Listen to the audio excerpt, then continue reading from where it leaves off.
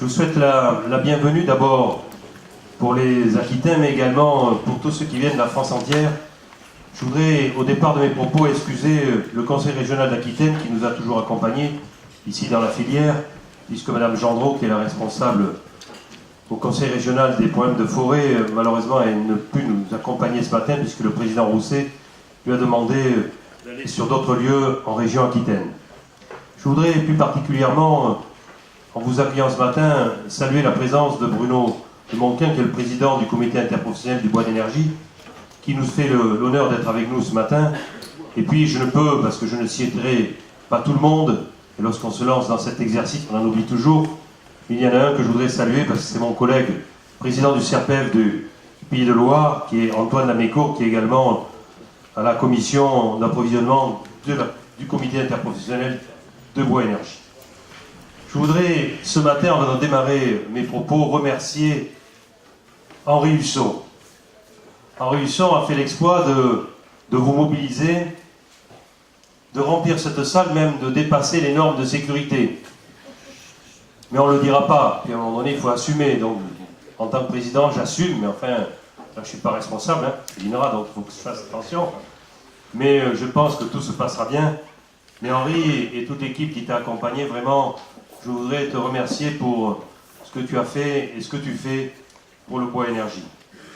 Qui aurait dit, il y a quelques années, que nous parlerions de bois énergie en Aquitaine, et ici même. Nous verrons au cours de cette matinée tout ce qui est possible de faire, mais je voudrais faire un rappel. Un rappel, puisque au mois de juin 2012, il y a eu le premier séminaire où il a été question de le bois énergie, évolution ou révolution. C'était la première fois que nous parlions de ce sujet, ici, en Aquitaine, et également en ce lieu. Ensuite, il y a eu la signature d'une feuille de route pour les producteurs de biomasse forestière primaire, Aquitaine, et qui a été reprise au niveau national, au niveau du CNPF et de la Fédération des forestiers privés. À moi, vous savez, il faut changer peut-être. Jamais 203.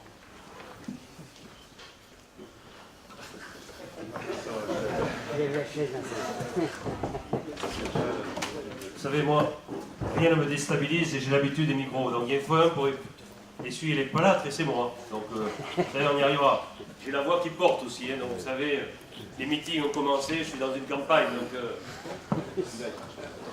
11h à midi, celui qui marchera, j'y arriverai.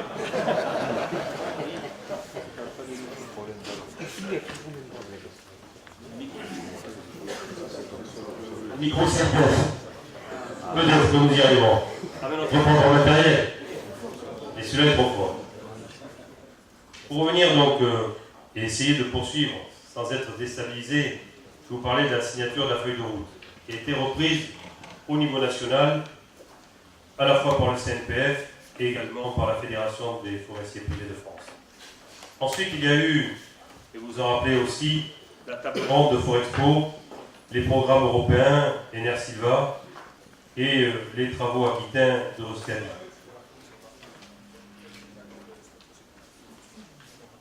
Mais je ne peux passer sous silence le travail qu'a effectué notre CRPF, qui a réuni plus de 100 acteurs de la filière, producteurs, mobilisateurs, utilisateurs et énergéticiens, pour écrire plus de 150 pages décrivant une quinzaine de fiches pour mieux comprendre cette nouvelle filière,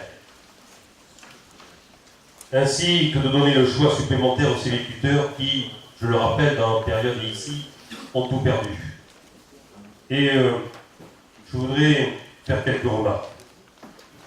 La première, c'est de vous dire que les récentes décisions du ministère du Développement productif et du ministère de l'Agriculture et de l'Agroalimentaire et de la Forêt donnent à la forêt l'espace nécessaire pour être valorisé. Le bois énergie représente à lui seul 46% des énergies renouvelables.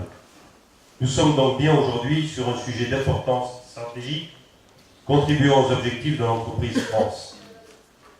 Le deuxième point, c'est que les sylviculteurs savent que Leur raison d'être est le bois d'œuvre dans une forêt gérée selon les critères de certification.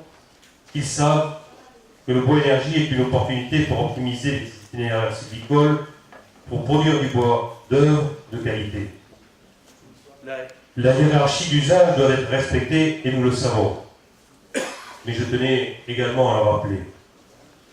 La biomasse, je voudrais dire aussi, est une énergie renouvelable seulement si elle se régénère dans des proportions de son utilisation, ce qui n'est pas le cas du solaire ou de l'éolien. Le bois énergie doit s'inscrire dans un cycle de développement durable. A contrario du solaire et de l'éolien, et comme ça je l'aurais dit 2 fois, le bois énergie est une énergie que l'on peut stocker, ce qui lui confère un avantage certain dans un environnement soumis au changement climatique. En dernière remarque, développer des projets bois énergie n'a de sens pour les collectivités que s'ils s'inscrivent dans du bois supplémentaire ou dans cette mauvaise expression de bois plus. Ce bois mobilisable n'a encore commis dans des projets existants puisque la même réserve ne pourra être brûlée qu'une seule fois. Le bois énergie doit ajouter de la valeur sans en détruire et je pense particulièrement à la préservation du tissu industriel du bois industrie. Enfin, je voudrais dire une dernière chose. Il ne s'adresse pas aux élus qui sont dans cette salle, ni à ceux qui les conseillent. Je ne voudrais pas qu'on construise des chaudières pour se faire plaisir. Ça me rappelle l'époque où on construisait des centres culturels dans les communes sans avoir aucun sujet ou aucun esprit de culture, mais on construisait le bâtiment. Là, aujourd'hui, on construit des chaudières pour se faire plaisir, pour se verdir, mais on ne sait absolument pas comment on va se procurer la matière. Donc, mesdames et messieurs, réfléchissez bien, parce qu'aujourd'hui, nous voyons des collectivités qui construisent des chaudières pour effectivement se verdir et qui se posent après la question de savoir comment on va les alimenter. Donc, c'est une question profonde que nous voyons apparaître et qui va poser à un moment donné un problème.